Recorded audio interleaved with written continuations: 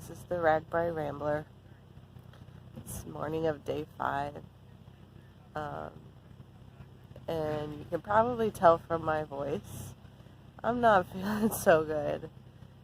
Yesterday, I just had a horrible time with my allergies. And it's possible I'm sick too, I don't know, but it seems to get worse when I'm in the RV. I was doing okay on the bike ride, and then we got in the RV, and I was just Kleenex after Kleenex, constant, and then I fell asleep while we were driving. So, yeah, it's not good right now. I'm hoping, I feel a little bit better than I did this morning when I woke up, so that's good. I'm just hoping that I can feel better. Today is the longest ride. It's like 40 miles in the morning and 44 in the afternoon, and then they add the Century Loop. So we are only going to do the second 44.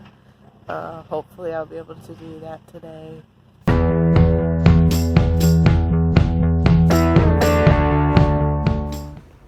So, Colton's up.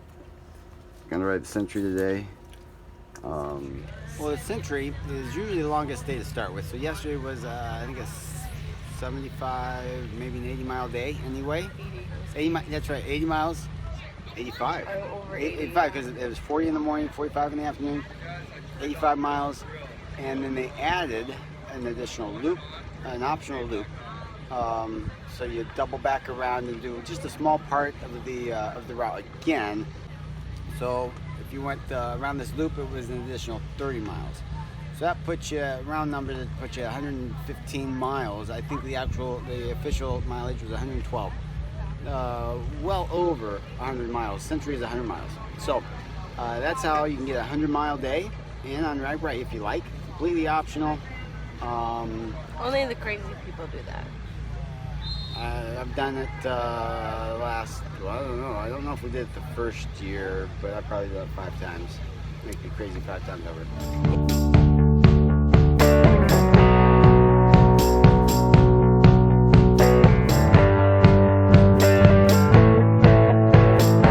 So Kolton had to get up early and leave early so that he could do that. Right. He just ate a bar for breakfast, loading his pockets with some money. What else you got? Some extra bars, squeezy. You got your map, Kolton, for where we're going tonight? Okay, perfect. I think you're set then. But check, we're a little worried about the back tube, back tire. Wait, what's wrong with that? It's just old. It's just old. It's gonna be fine. Okay. Don't worry about it. Don't worry about it. You worried about anything today? I don't know, maybe blowing a tire. About lunch?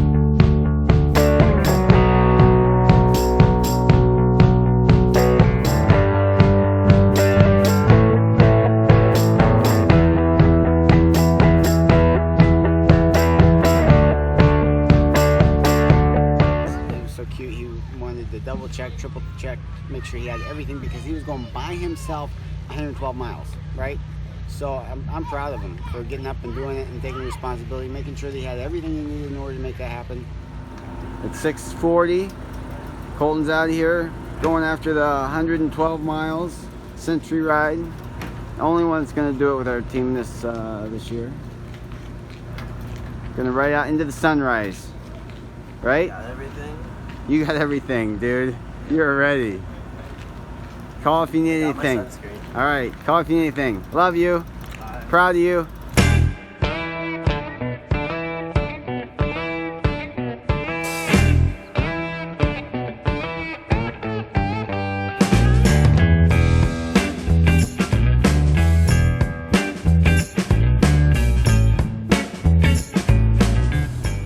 Wednesday morning. We are getting ready, maybe in half an hour, to leave the parking lot. Here's what it looks like today. Just a few straggler RVs. There's the porta potties all lined up on the truck. Truck's ready to pull them out. And most tents picked up. And the the grass area here.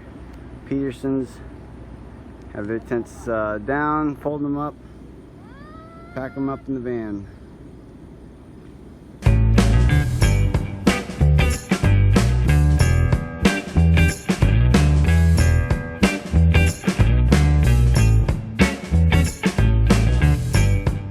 Then we did not ride yesterday morning. Good morning, right.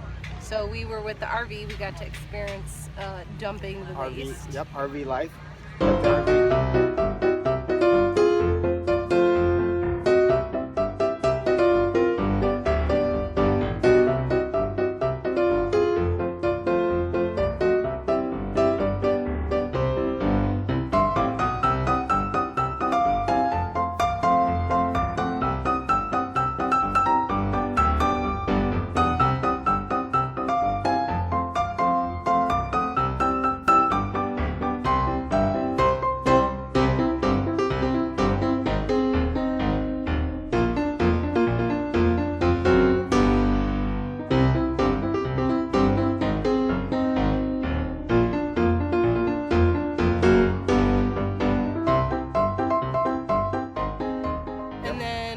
Drove to the meeting town. Yep. And at the meeting town, we were gonna ride the afternoon, so we got our clothes on and went, and we had some pretty good food actually.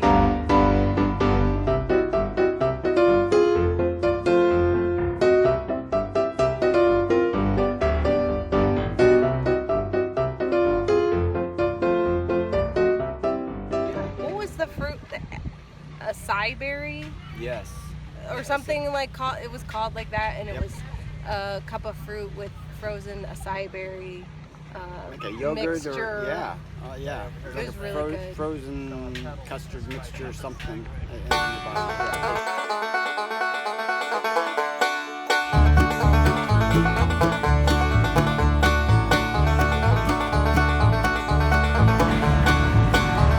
My free Amish done it.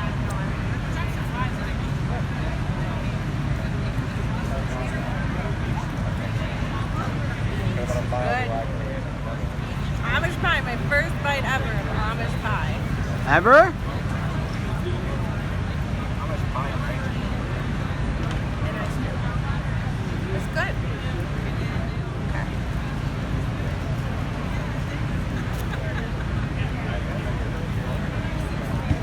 They're somewhere in Iowa. Peaches are interesting. I think my crust is better.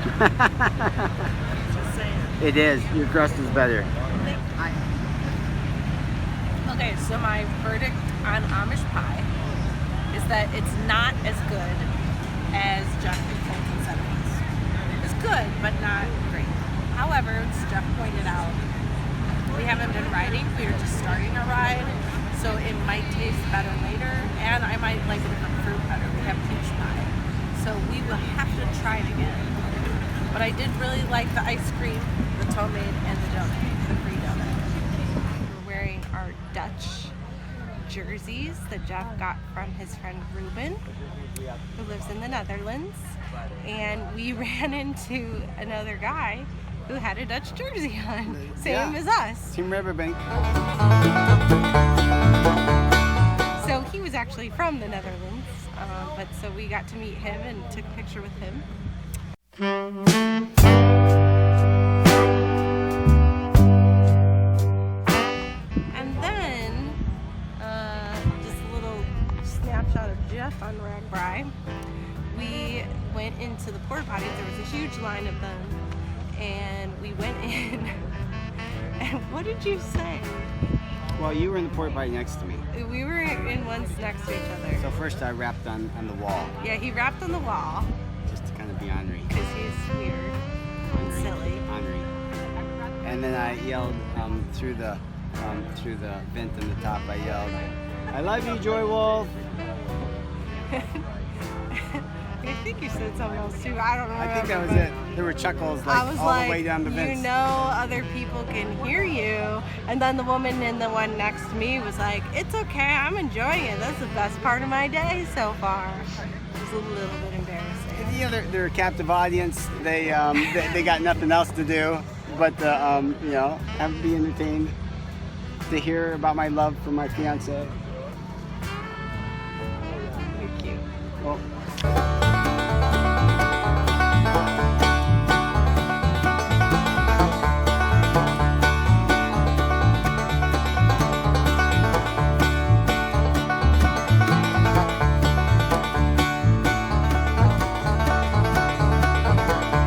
Okay, we're gonna video the scary turn. hard left.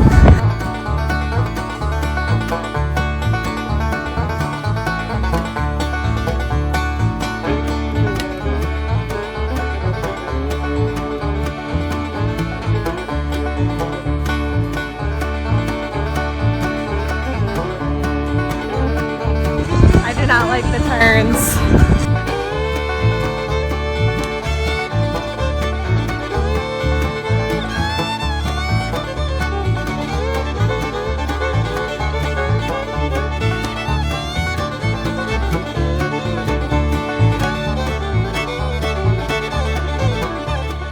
Okay, we just stopped in Bethlehem, Iowa. Here's a view of the town. That's it, right there. And no. Oh, There's oh, this oh. too. Yeah, little house over there, way over there. Hi. And the chapel. And the chapel. Bethlehem Chapel. We it. just heard someone getting off and they were like, are we stopping? Where is it? Where is it? This is it. Bethlehem, Iowa. Start off, Braden was with us and he got ahead of us.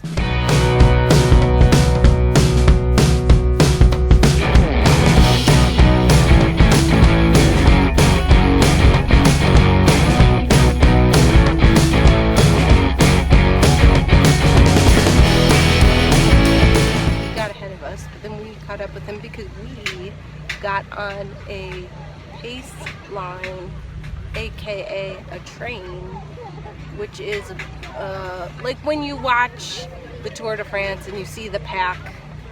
They're all drafting off what each do they other. call it? The Peloton. They're all drafting off each other, and you got. And they're like real tight together. Mm-hmm. And that's the what wind we carries did. you along. 2 rules in the pace line. First rule: don't brake. Don't brake hard. I rode my brakes a bit to slow down, to keep the pace if we started going faster than the pace line, but you don't hit brakes hard, ever. Second rule, don't lap your front tire over the tire, in front of the tire and back of you. So you need to keep space between your tire and the tire in front of you. Ideally about 2 inches, 3 inches. We're running.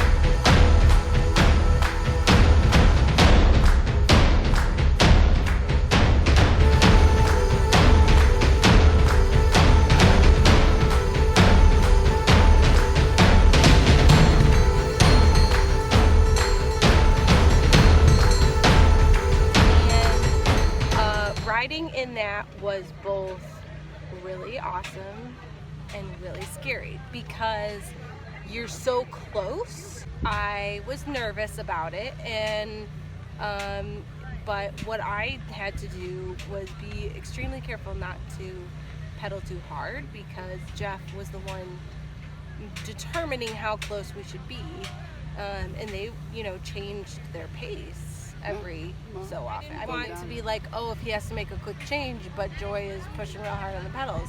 Yeah. So I had to go concentrate really hard and make sure. And then when we were going up the hills, I had to help because we had to stay with the line. Right.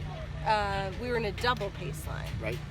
So, but it was really fun because you were able to go pretty fast. Really fast. And it's hard to tell in the video we took, but we were passing like everybody. We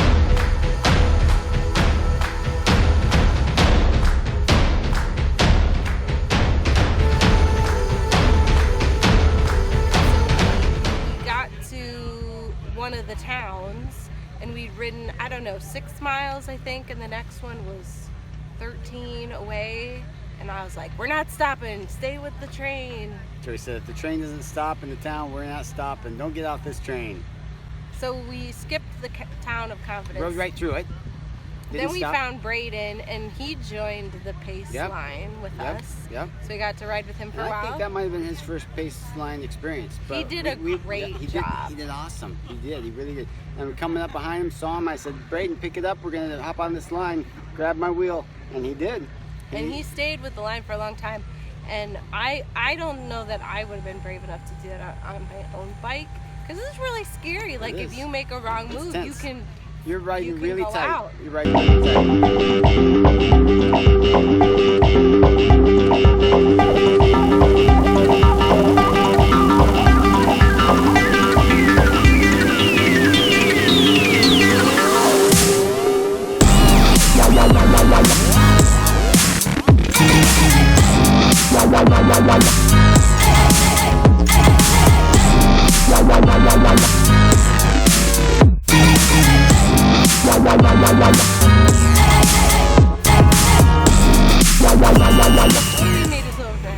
We caught up with Kolton. I don't know if that really counts as catching up with him because he had ridden so much, so many more miles than we had, but we found him. We're coming up on Kolton, the Century Rider. He doesn't know we're here. He doesn't know.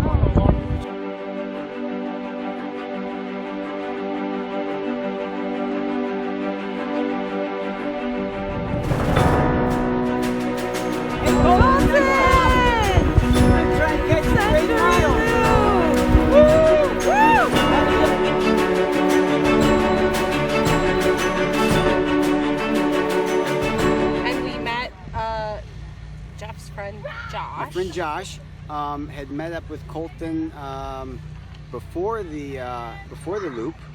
They happened to see. I think Josh saw Kolton and took him under his wing and made sure he got all the way around the loop, which is really cool to know that. Okay, you got eyes out there watching after your son. You know, when I can't be. That's pretty cool as a dad to know that people are taking care of people you love. Yeah. So he was pretty tired out when we met him, and we stopped at a town so he could get some food. He got big turkey leg, and then he was like, "I can't make it." We had just a couple miles left. I knew he could make it. He was.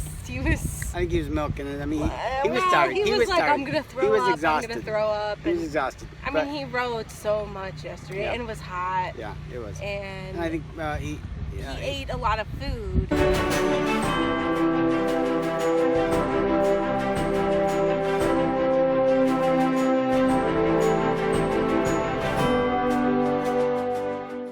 But he made it all the way to the overnight town.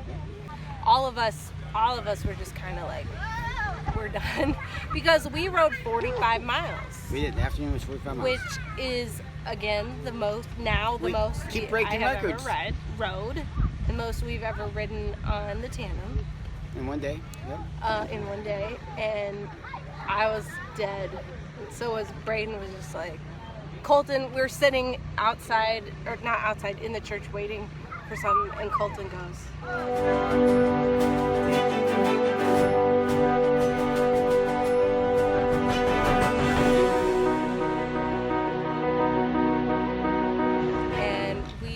We had dinner at the Methodist church. Put on a nice ham-ball dinner, green beans. Potato, it wasn't mashed potatoes, but it was really good potatoes. And bread, rolls, and ice cream sundaes Yep. for dessert. Yep. It was very good. You know, I've been struggling with my allergies, and, you know, because RAGBRAI's not done throwing things at me, so I have hives now on my legs. They were really bad. So yesterday, we went to the Hy-Vee to get some Benadryl. I don't know what is causing that. I don't know what's going on. I'm just like a mess. You're not getting enough sleep. You need to get more sleep. I could get more sleep. You're working hard. Your body's like saying enough, Joy. Yeah. Give me a break. Like, give me a real shower. Please. No more RV showers. And your fiance says, come on, just one more ride. Won't you ride with me, please? So then we all we did our devotional time, and we just sort of fell into bed because we were all so exhausted. Those of us that had showers fell into bed. A couple of us still had to get showers, but it was, just took a shower in the RV. Convenient. After we got a shower, went to It's bed. not really a shower. It's like a. Well, yes, because of our water supply issues. Yes, that is not. That is not representative. It's not great. It's enough to like get your body cleaned off, but I did not wash my hair. No. Yeah, that's another thing I wanted to mention. While we were cruising this pace line, there were 0 comments asking who was pedaling harder, or 0 comments about the stoker taking it easy and putting her feet up on the handlebars and not pedaling. I think we got maybe one of those yesterday. Yeah, but not while we were in the pace line, but maybe just one. They didn't have time to talk to us as we passed them, you know?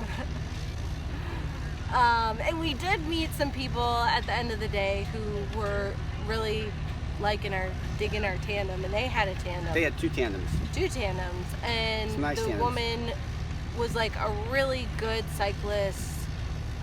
She would like take her kids on the back. She captained the tandem when she rode with her kids. And so, experienced cyclist who now rides on the back as the stoker, and she said, yeah, people make those comments to her too, and it's so stupid. So, every time we meet like a tandem couple, I feel like bonded to them, because I feel like, yeah, you're right. The people make. I'm glad I'm not the only one they make those comments to. Right, and it's not you, and it's not personal. Right, it's a tandem thing, but it's still annoying. So we kind of.